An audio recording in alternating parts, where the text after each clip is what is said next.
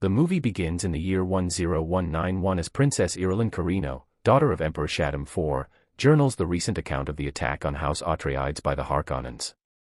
She notes that Duke Leto Atreides was viewed by the Emperor as a son, which confuses her as to why her father would order the decimation of the Atreides bloodline by the Harkonnen, though she believes not all of them are truly gone.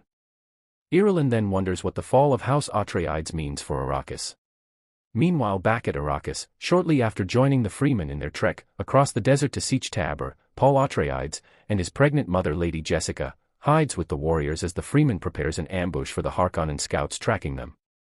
Stilgar leads his troops to evade them before using their own weapons to bring the scouts down. After the scouts are all dead, the Fremen takes fluid from the bodies and leave their bodies as food for Shai-Hulud. Upon arriving at the sietch, Paul and Jessica are met with scorn by the other Fremen, with some seeing them as spies, others are angry with Paul for killing Jamies while others revere him as their savior. Stilgar speaks before a council to convince them that they must be helped, and that they can also help the Fremen. Stilgar privately speaks to Jessica, informing her that their Reverend Mother is dying, and he requests that Jessica take her place. She joins other Bene Gesserit along with the Reverend Mother Ramallo, where Jessica is told to drink the water of life, which is a poisonous substance lethal to males. Jessica drinks it and begins convulsing, and the other Bene Gesserit start to grow fearful after realizing too late that Jessica is pregnant. After a little while, Jessica overcomes the poison and inherits the memories of her ancestors, while her daughter also starts to communicate with her. They speak to one another and discuss how they must begin to work in getting others in northern Arrakis to believe in the prophecy, beginning with who they perceive to be weak. As time passes, Paul attempts to get closer to Chani, developing a romantic interest in her, while also training and learning the way of the Fremen. He becomes a Fedaykin warrior alongside Chani, taking part in Fremen raids against Harkonnen spice production facilities. The Harkonnen warriors, although more technologically advanced, stood no chance against the skilled Fremen who were masters of the desert. The raids are so severe that the Baron gives Rabban an ultimatum to put an end to Fremen raids or lose his title as governor of Arrakis. Paul continues partaking in Fremen raids, which builds his bond with the Fremen, and he is finally accepted by the Fremen as one of them, adopting the fighter name of Muad'Dib, name after the kangaroo mice that inhabit the desert, which also means the famed Fremen savior. As his influence amongst the Fremen grows, Paul finds himself experiencing horrific visions of him following a mysterious figure, later shown to be Jessica, heading south, and the land is scattered with corpses due to the holy war that he feels would happen if he were to become the Lisan al-Gaib. Paul then proceeds to engage in a major Fremen test, which is to ride a sandworm. If he succeeds, he becomes a Fremen. He walks to a lower level of the sands as the Fremen gather to watch. He plants the device to summon Shai-Hulud. Paul summons the biggest sandworm ever seen, known as the grandfather worm, to the amazement of the Fremen. Paul waits as the worm crosses through a mound, and he seizes his opportunity to jump on. After a brief struggle, Paul manages to hook himself on and successfully ride the sandworm, earning roaring cheers from the Fremen. According to the Fremen prophecy, their savior will ride the biggest sandworm, hence earning the respect and adoration of more Fremen. On hearing the news of Paul's exploits, Jessica sets off on a trek to southern Arrakis along with other believers from the north to spread word of the prophecy to the fundamentalists on the south. While she wants Paul to join her, he feels that they are giving the people false hope and that him joining her would lead to his visions coming true. On GD Prime, Baron Vladimir Harkonnen has returned to his homeworld. He attends a celebration for his youngest nephew, Phaedrotha, brother of Rabban. Also in attendance are Reverend Mother Mohiam and fellow Bene Gesserit, Lady Margot Fenring. They all gather along with a massive crowd to watch as Feyd enters a tournament where he is put up against 3 followers of House Atreides. 2 of them are drugged, which makes it easy for Feyd to kill them, but the third is lucid and puts up a fight against the young Harkonnen, before he kills the men with his blade.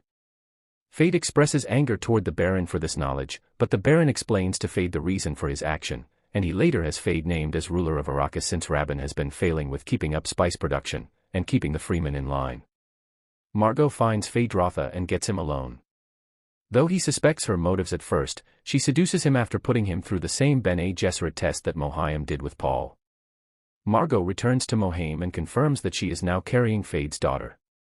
Meanwhile, back on Arrakis, a group of smugglers land their craft to illegally harvest spice.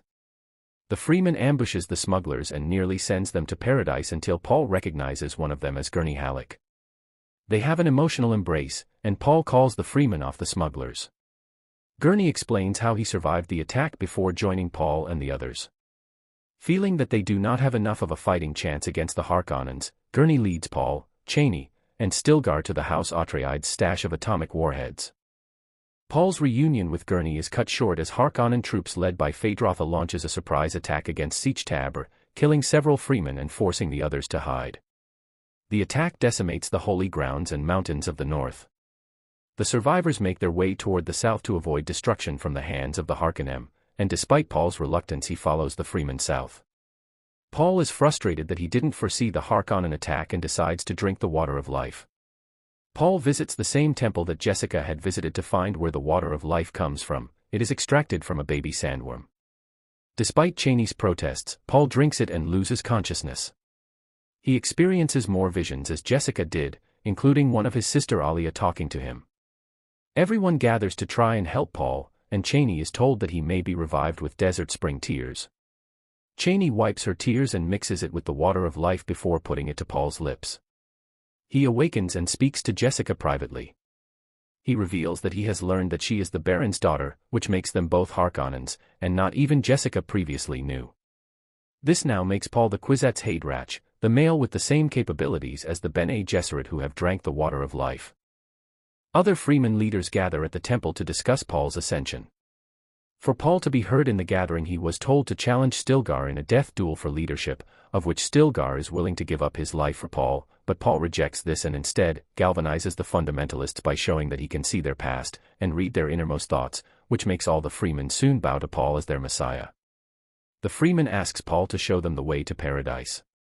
Paul declares himself the Lisan al-Gaib and sends a challenge to Shaddam, who arrives on Arrakis with Irulan, Mohiam, and his Sardaukar troops.